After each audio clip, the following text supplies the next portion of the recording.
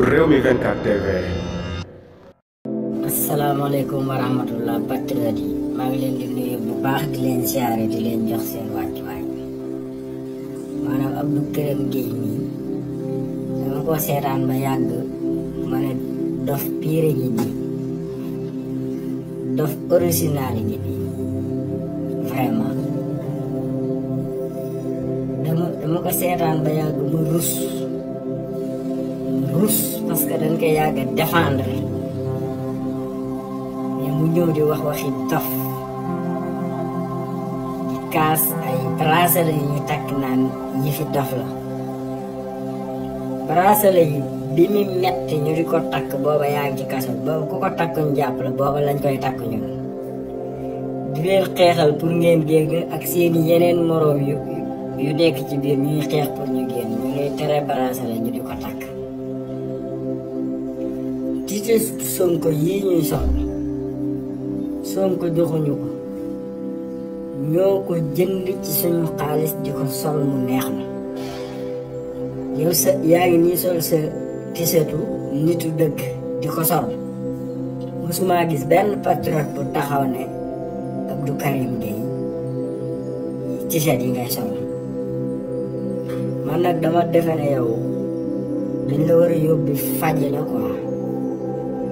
parce que sa problème moom mooy yow li ngay dund da nga bëgg ne par force moom la ñu nit ñi dund li ngay wax nit ñi dañ koy déglu par force adduna mënta doxe noonu Sonko noo tay teg ko fi ñu ko teg parce que dañ koo gis muy doxal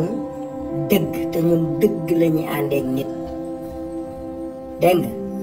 musuma gis ku ne Sonko yàlla la wala mu teg ko palaasu yàlla mais seen problème moom mooy comme ni ko ngaan na doon waxee ñu bari ñuy contre sëriñ si rang gi ni rang sëriñ si te ñu bëggoon ku leen rang te kenn rangu leen problème boobu moo la daal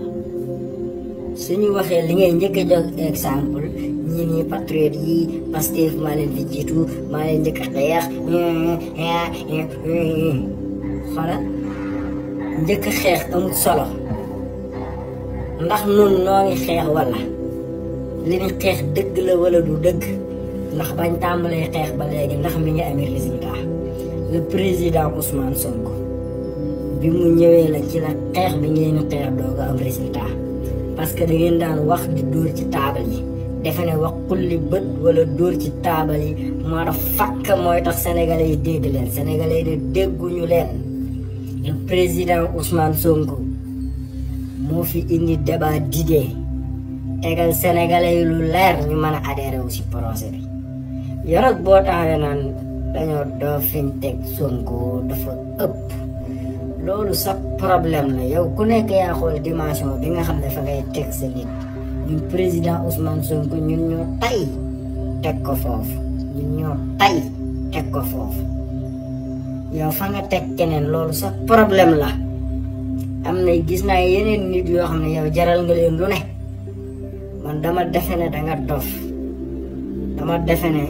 yow danga dof te doo yow danga war a dem faj ni quoi yow ku nekk moo waroon taxaw di wax booy patriote yi dara ba mu des yow parce que yow bu dee guddi xeexal nañ la ko bu dee bëccëg xeexal nañ la ko chaque jour ñiy sonn pour ñu libérer la chaque jour lu ñu la teg ñi koy njëkk a mettit lu kenn jiitu ko ci booy patriote yi waaw patriote yi maintien yi fi ngeen teg Sonko foofu la taxawaay bi ngeen am foofu la protéger leen projet bi lijjantiwul ay Abdou Karim Gueye ak Abdou Karim Gueye ñun projet bi la ñu topp